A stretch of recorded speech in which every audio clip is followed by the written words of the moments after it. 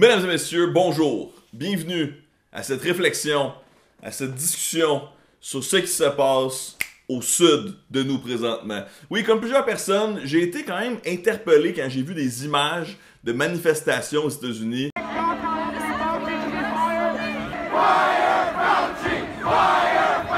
Des gens qui demandaient le droit de retourner travailler, des gens qui ressemblent un peu aux partisans de Trump, aux gens qui sont pour le retour de l'Amérique great, qui se disent que c'est important que le gouvernement ne leur dise pas quoi faire. Il y a plusieurs personnes que j'ai vues au Québec qui étaient un peu exaspérées par ces manifestations-là. Moi, j'ai creusé un peu sur Internet et là, je ne commence pas à faire mon conspirationniste, mesdames et messieurs. Au contraire, j'essaie d'avoir le plus de sources fiables possible. Avant d'aller plus loin d'ailleurs, j'espère que ça se passe bien de votre côté, que votre confinement se passe bien. Bravo à tous ceux qui réussissent à aller de l'avant avec ça. Bravo à tout notre personnel de la santé d'ailleurs. Je salue certains membres de ma famille, comme ma soeur qui travaille dans le personnel de la santé. Admiration infinie à vous. Et on lâche pas la gang, on va finir par l'avoir. Paix et amour à nos aînés. Bref, ce que j'allais dire, c'est que, comme plusieurs personnes, j'ai été un peu interpellé par ça en me disant, mais comment est-ce possible que des manifestations un peu partout aux États-Unis en même temps commencent à sortir du jour au lendemain? En faisant mes recherches, je suis tombé entre autres sur un commentaire sur Reddit d'un gars qui a commencé à faire, voilà comment ça commence, les fameuses sources non fiables de l'Internet. J'ai vu un gars sur Reddit. Tout ce qui est ici est vérifiable et vérifié, mesdames et messieurs. Du jour au lendemain, il y a des groupes Facebook qui ont popé, qui disaient « Opération, on bloque Gridlock Los Angeles » ou « Opération, on bloque le Tennessee », qui visait donc des marchés régionaux aux États-Unis, qui avaient le même texte dans la description « About ». Donc, ce qu'il faut comprendre de ça, c'est que c'est pas vraiment des citoyens locaux à la maison qui étaient comme « Hey, il me semble que nous autres, dans notre gang du Tennessee, on devrait se passer une manifestation entre nous parce qu'on est contre le confinement obligatoire du gouvernement ». Ça semble venir d'un endroit unique. Autrement dit, c'est une personne ou un groupe de personnes qui lancerait l'idée pour peut-être essayer de créer la division aux États-Unis et faire douter les gens par rapport à leur gouvernement, ce qui peut être très bénéfique pour certains partis politiques, par exemple. Il n'y a pas seulement le côté about qui est intéressant dans les groupes Facebook en tant que tel, mais c'est aussi de voir les sites qui sont linkés dans les groupes qui ont sorti en même temps. Et ces sites-là, comme par exemple reopenva.com, ça c'est on réouvre la Virginie, et reopenmd.com, ça c'est on reopen le Maryland, eh bien, non seulement les sites ont été créés à peu près en même temps, mais en plus, il y en a qui ont la même adresse IP.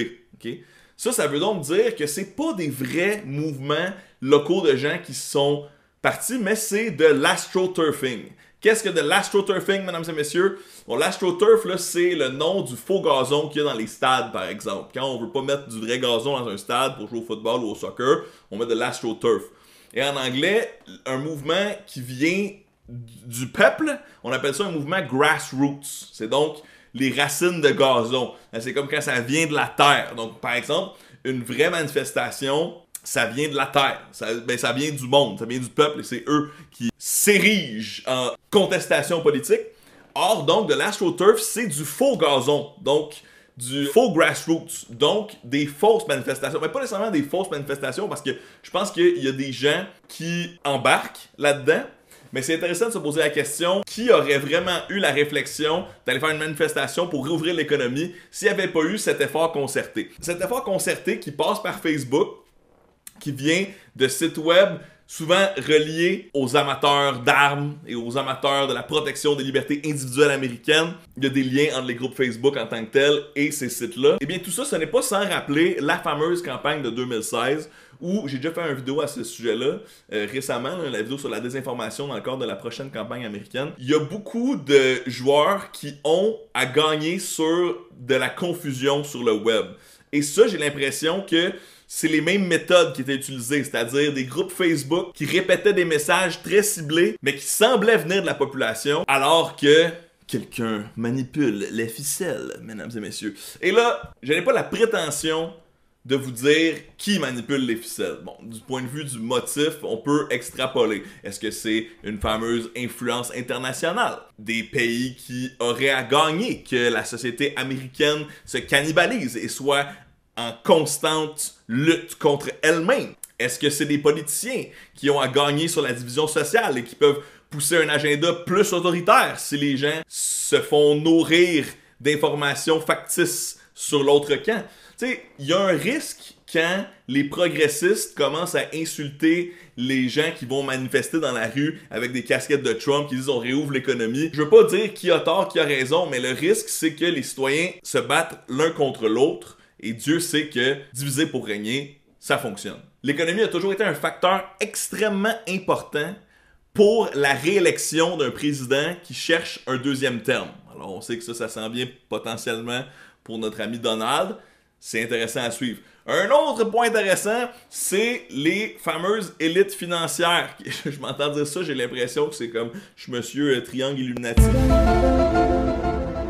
Mais non, les réelles élites financières qui perdent énormément d'argent alors que l'économie est ralentie, ben peut-être que eux, à l'abri dans leur confinement, créent des sites pour galvaniser des troupes un peu partout aux États-Unis qui disent on devrait réouvrir l'économie. Puis pendant ce temps-là, le président américain a quand même fait des tweets qui disaient libérer certains États. Celui-ci fait écho un peu à cette campagne-là.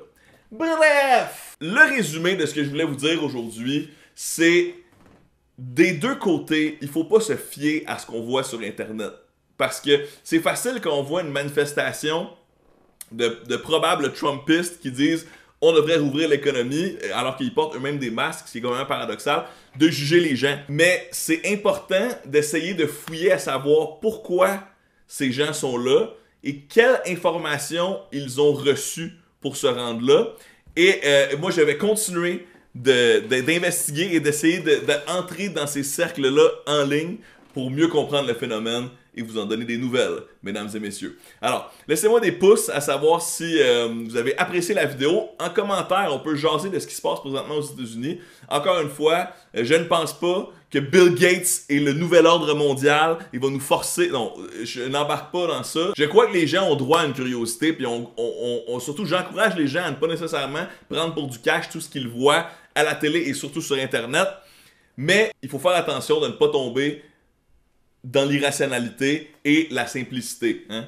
C'est toujours malheureusement plus facile de penser que le monde est contrôlé par une poignée d'individus satanistes que de constater que, ben, dans le fond, c'est pas si simple la vie. Il y a plusieurs facteurs, il y a plusieurs intervenants et ensemble, on va se serrer les coudes parce que personne, il n'y a pas une personne qui détient l'entière vérité. C'est ensemble, en analysant puis en continuant de se poser des questions dans le temps solidaire, qu'on va avancer et qu'on va trouver notre vérité commune, mesdames et messieurs. C'est là où je vais aujourd'hui. Alors, en commentaire, laissez-moi savoir ce que vous pensez de la situation. Je suis ouvert à lire tout et je réponds à la plupart des choses. Peace, love, rock and roll, bon confinement et essayez de ne pas tomber dans le panneau quand nous aussi, peut-être que c'est déjà arrivé, nous serons visés par des groupes de gens qui essaieront de nous monter les uns contre les autres sur Internet, puis ensuite dans la vraie vie.